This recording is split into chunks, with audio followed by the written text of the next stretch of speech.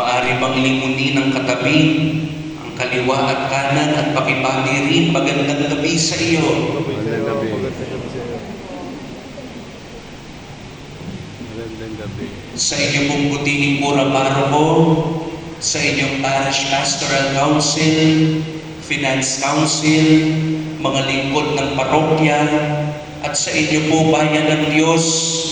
Una po tigit sa lahat, sa ngalan po ng aming minamahal na pura paroko at obispo ng Antipolo, ang lubhang kagalang-galang Roberto Cruz Santos, kami po sa International Shrine of Our Lady of Peace and Good Voyage ay lubos na nagpapasalamat sa inyong paanyaya at mainit na pagtanggap sa ating mahal na Birhen ng Antipolo. Dalangin ko po na ang lahat ng inyong mga bitbit na mga panalangin, mga kahilingan ay maidulog ng mahal na Birhen sa kanyang pinakamamahal na anak na si Jesus.